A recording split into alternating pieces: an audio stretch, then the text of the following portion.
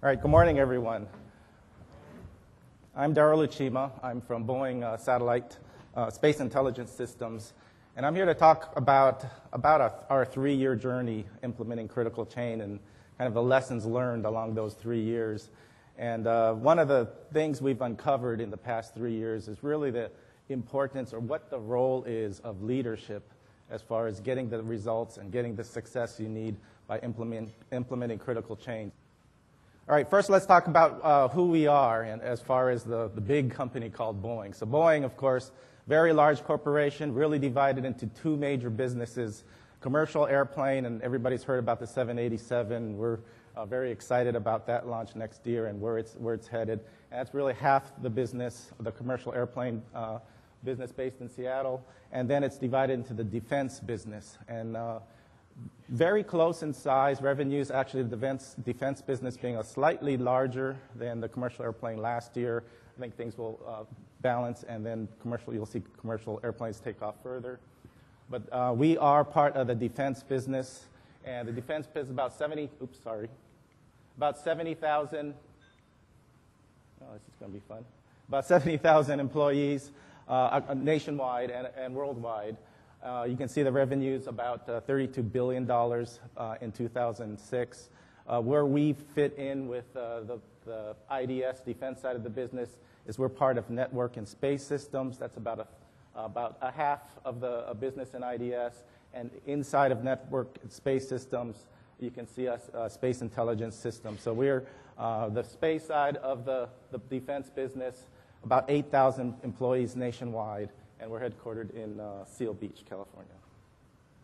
We do both government and commercial satellites. As you can see, the pictures very diverse in satellite configurations, and that is a norm. On the left-hand corner, you can see Thuraya. That's a large mobile-to-mobile satellite system. Telephone, XM radio, most of you heard about. That's a satellite-to-vehicle type of application. DirecTV, which we kicked off at Hughes many years ago. That's most of you know that's a satellite to home as far as television goes, weather satellites. So you can see the diversity of the different type of vehicles. One thing very difficult, very high non-recurring business. We build at the most 2 or 3 of any one of these satellites. So high percentage of non-recurring. There really isn't a production volume. It's really a prototype type of design and manufacturing. Very expensive to launch. Most of these satellites are 15 years in mission. Of course, it's very difficult, impossible. You really can't go up there and service it. Okay, now, where do I fit in with the satellite picture? I'm a director in Space Intelligence Systems. I deliver the antennas, or the antennas that go onto the spacecraft, both government and commercial. So I have both engineering and manufacturing. I manage both internal builds as well as procurements, and deliver all those antennas to all the government and commercial programs that you see. Usually, most of the satellite programs, the major constraint was my organization. So the antennas we delivered onto the spacecraft was really the constraint of the whole satellite production across the major programs. And our big major problem at that time was something we called reflectors, or it's the satellite dish that reflects the signal off the antenna for the big dishes you see on the ground. Those are what we call reflectors on the spacecraft. And we were having a huge problem with those reflectors. In fact, we had a major technical issue on one program. We had to scrap all the complete chipsets of that program and rebuild it on top of another program. That's where we are. We had so much attention at that time. Harry Stonecipher, the then CEO of Boeing, actually was giving us comments and instructions on what we should do next. And that's exactly where you don't want to be if you're in the satellite business. So one of the issues is how we were going to overcome that problem and keep our delivery schedules. One thing I didn't mention, the commercial business is really difficult, where the termination defaults, if you're late, is a complete cancellation of the entire contract. So if you don't make it on time, you will lose that entire satellite contract value, which is not trivial.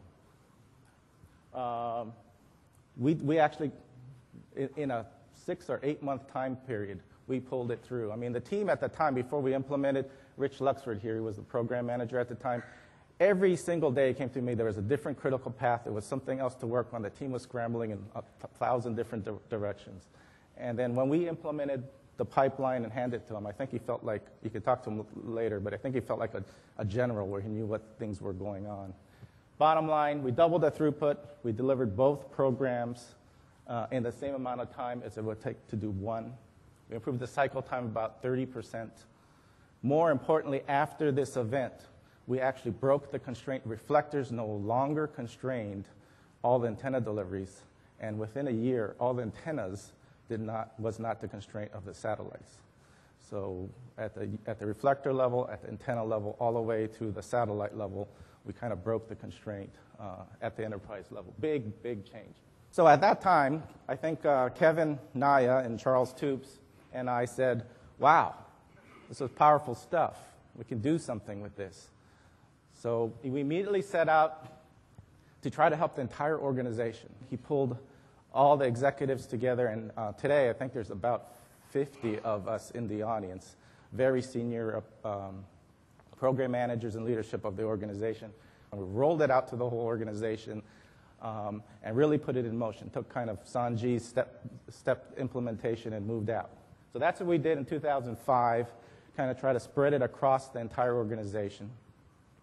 Meanwhile, back in my organization, not only did we break the constraint and increase throughput and capacity, we got to the point where we actually could do more. And around the 2006 timeframe, besides antennas, my organization got bigger. So more accountability came in. We added some microwave units in the payload and the payload design itself and the integration and test.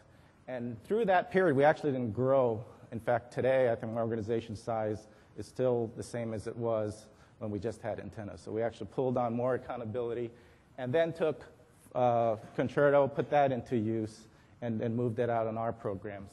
With that,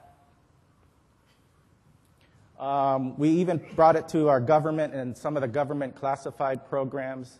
One of them had a very difficult time with stabilizing cost and schedule, and we really turned that around. A lot of awards to that team this year, in fact, as far as not just holding their cost commitments, but actually returning money quarter by quarter. I think it's 3 or 4 quarters in a row that program has returned money. A lot of positive feedback back from the end customer. It showed about a 64% improvement from the first spacecraft to the second, and then about a 30% improvement from the second to the third. So really, the first spacecraft, we did not implement critical chain. In fact, we were pretty selective on where we applied critical chain as far as focusing on where it counted the most. The second spacecraft will definitely implement it with Concerto and then the large reductions over time.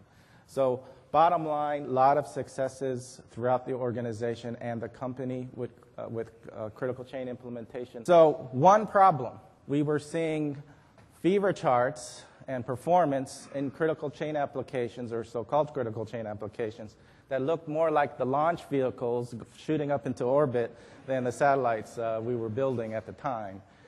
So it really puzzled us when we saw dramatic improvements in some areas and others exactly the opposite. We saw charts like this, or actually even more schizophrenic fever charts, but both had the same result, launching into orbit. So one question is, why was this going on? So this was within my organization as well as outside, and we went to the project teams and kind of with a buffer recovery thread, what's going on with these projects?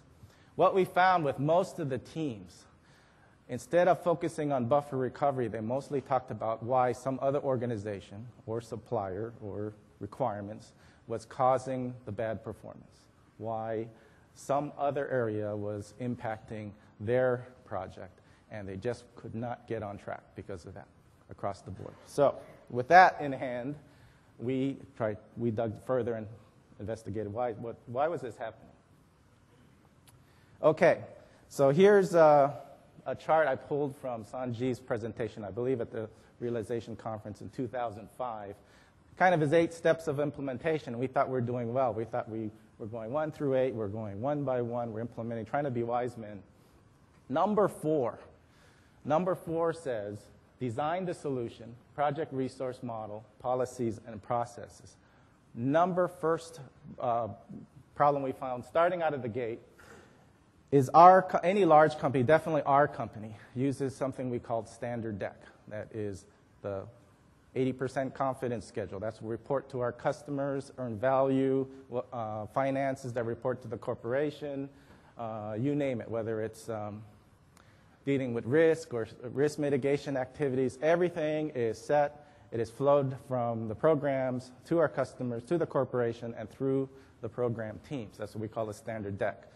That is the 80 or 90%. In fact, to the customers, it's 100% commitments of all the milestones, big batches of milestones.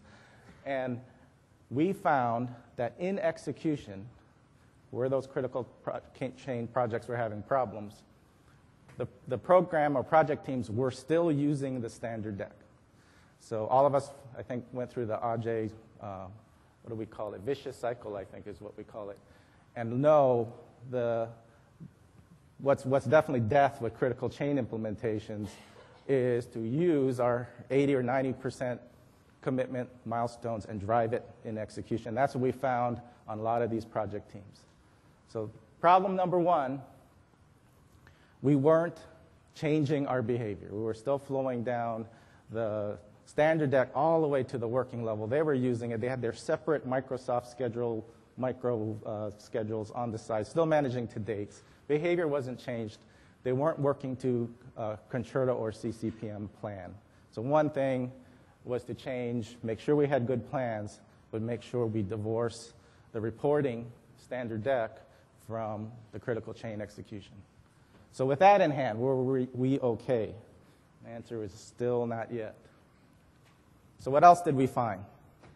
Last year, I took a trip to Chicago, and is CMG here? Is Manuel Rodriguez here today? No? Oh, there. Hi.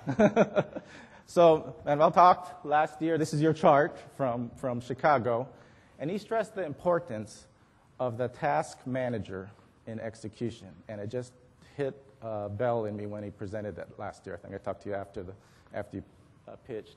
And the separation of the project manager role and the task manager role, and really leveraging that task manager for the execution side of critical chain.